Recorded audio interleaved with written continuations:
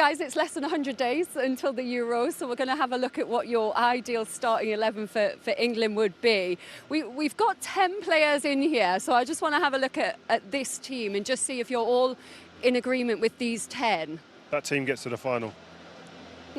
Minimum. Straight in there, only 10. I just think it depends as well. It depends Draw. on who you're playing, because I'd be very concerned with that midfield against the top team. Yeah? Would you? No, they work it out. I think that midfield is. I think that's the strongest part. Yeah, midfield. Yeah, but I just think that'll be too open. What? They just keep the ball. Nah, yeah. What, against France? France or? Yeah. I think France is arguably the biggest challenge. Popovic. Foden in the pockets. I think. So you think that the midfield is the worst part? Not the worst part of the team. No, I think no. The worry. It's the best part, but also the most vulnerable. It can get exposed as well. Yeah. I'm thinking about just us having the ball. Forget them. Like, I'm not worrying about the opposition. That's where we are, Wayne. That's because you ain't coached. We're talking as coaches. You're talking as a fan. No. My team. That's what I do. I'm sorry. Is that not a midfield, though, that would scare any team in Europe when you look at that?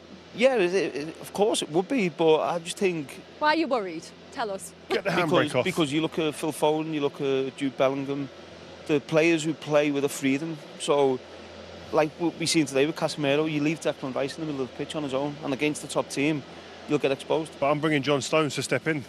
I want John Stones stepping in and Carl Walker coming and playing a free at the back when we've got possession. This is what I'd do. This is why he's done the TV for so long. What you do is entertain. And by the way, there's a guy with a question mark on his head there. I think, listen, if you go right now, I'd probably go Marcus Rashford, because he's got 2 goals last couple of games. I think it looks like he's coming to the home straight, and the confidence will be at the best place by the end of this season. I think Marcus Rashford is the version of Marcus Rashford United want to see. Yeah. I think he plays with a smile on his face of freedom, and just he doesn't feel the pressure or the weight, whether he does feel pressure playing for Man United, but he seems like a more enjoyable performance and player when he's playing for England, in my opinion. What he gives you in that England team is different to the others. He runs behind. Yeah. He runs behind. Saka prefers it to feet.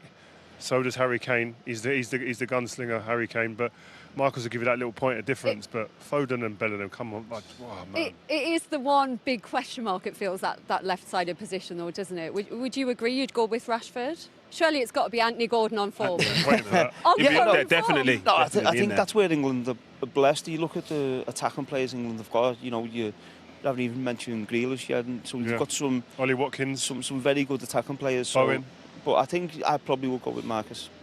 Because he's a threat, and as Rio said, he seems to play a lot different for England. I think the playing for England suits him a little bit more than it does for Manchester United. So, but I think he's a player who can really hurt teams.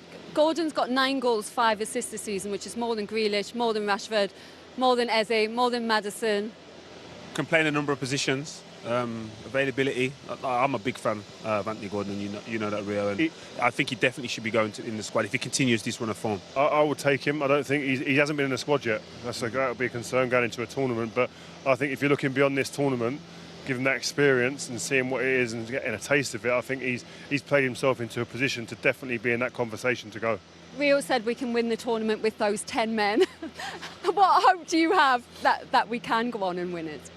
Yeah, I think we've got one of the strongest squads, and being close on the last couple of tournaments, so hopefully we can go that one step further. I think it's going to be difficult. There's some very good teams, but I think it's probably got its last chance to try and win something with England, and I hope he does. Do you think we could end up with a similar situation that we've had in the past, where we've got these 2 generational talents in Foden and in Jude Bellingham, and getting the best out of them, or trying to get the best out of them in the same team? We could end up with a similar position that we've had before with Gerrard and Lampard? Potentially, but I think the formation won't allow that. And I think the versatility of them, like Scholes going out to the wing when it was the 3 generational talents, but Phil Foden can actually play on the wing, so he can contribute that way. But I think the formation will suit this group of players more so than we were just trying to fit every player into a 4-4-2 in our time. Yeah, if you end up playing Phil Foden or Jude Bellingham, play positions that are alien to them or they never really play, that's when I think it becomes a problem. We were talking about, can they play in there as a 3? I just feel that great players normally make it work somehow. They'll find a way. creating the right angles, the right balance in the team, and you've got to be coached into that as well. So if that all comes together, then I think we have a huge chance. I think France are our only threat. No disrespect to the other teams, it's still going to be difficult, like the guys say, but France, if you look at it on paper, they've got the depth and the quality to match us.